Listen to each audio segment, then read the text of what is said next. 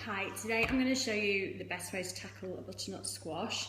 They can be a bit scary to tackle and I'm going to make a really nice butternut squash soup. So I'm going to chop it up. First things first, the most important thing is a really sharp knife, and then stop your board wobbling around. Use a bit of wet kitchen paper, put that underneath your board, and it will just keep your board nice and still, so you're not going to worry about chopping yourself or anything.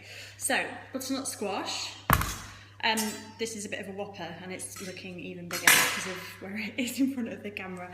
So the way that I like to do it, when I'm chopping anything that's kind of rocking and rolling around like this, the most important thing is to try and make a flat bottom.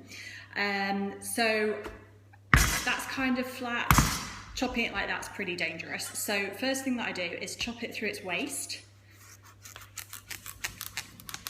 Really sharp knife, get your knife sharpened, and now you've already created a much sturdier surface that you can chop with. So I'm going to move this to the side for a sec. I'm going to chop this end off. Grimacing helps. And then just chop, put your fingers together like this and your knife in the middle like a train in the tunnel. Chop down. And you're starting to get it into more manageable pieces. Now, a lot of people, when I'm teaching how to use butternut squash in class, at this point ask me, oh my gosh, you're not peeling it. If I had to peel my butternut squash, I probably wouldn't use it because it's a total pain in the bum. And actually, I'm trying to pretend that I'm not lazy. The real reason I do it is because I'm lazy, but I pretend that the reason I do it is because it's more nutritional to keep all the skin on, because all the vitamins and things live under the skin. So as long as you've given it a good scrub first, I just use the brush that I use to wash my dishes, you're good to go. So, sorry, pick it up, give it a chop.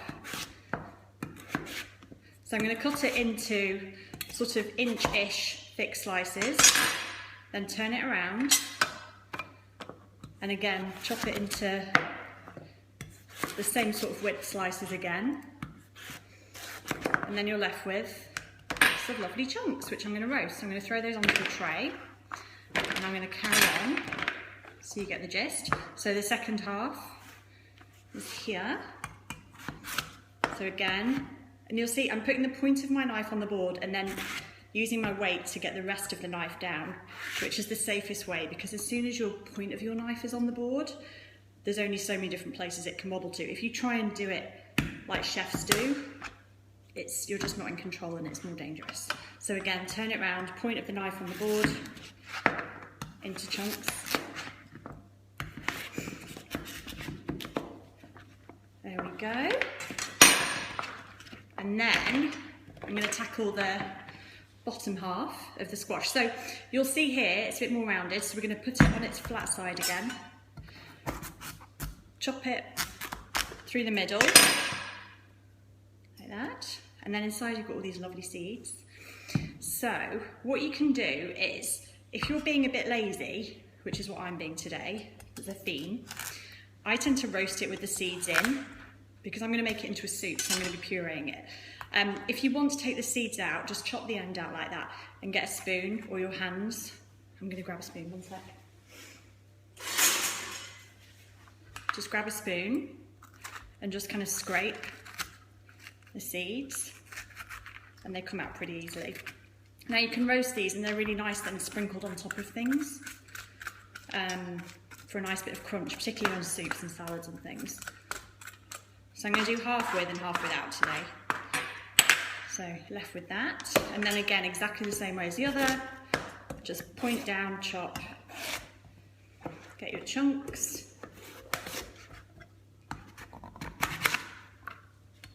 Now, roasted squash, I'm going to turn this into soup, and the recipe for the soup is on my website, so just search for butternut squash in the recipes section. But I often just roast a big bunch of this and keep it in the fridge, and it's really good stirred into salads. I love it in curry. It's a really nice way of bulking out meals so you're not eating quite so much meat, and you're getting tons of beta carotene, which is really good for your eyesight and immune system. I can't even say it. So it's a really good thing. My kids love it, and we often have it, you know, a bit like French fries or chips, just roasted in kind of bigger chunks than this. There we go, let's get out those seeds. And you don't have to be too rigorous about getting all the seeds out, it's totally fine. So chop this one, hoping by now you're getting the message that it's point of the knife down and then work through.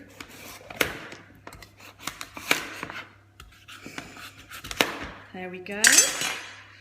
So the seeds, so by the way, that's all our squash. Chopped up, you want a nice big sturdy metal pan if you're going to roast it, and that's about as crowded as you want it to be. Any more crowded than that and it's going to steam. The seeds, they're still kind of in this tangle of fibrous stuff. What I would recommend is just pop them either on the same sheet in a corner or pop them on a separate little cooking sheet. Leave all this stuff in because it kind of just burns away and then you're left with the nice crunchy seeds. Toss it with some oil and you're good to go. So I'm going to roast that and then later on I'm going to make it into soup. Thanks.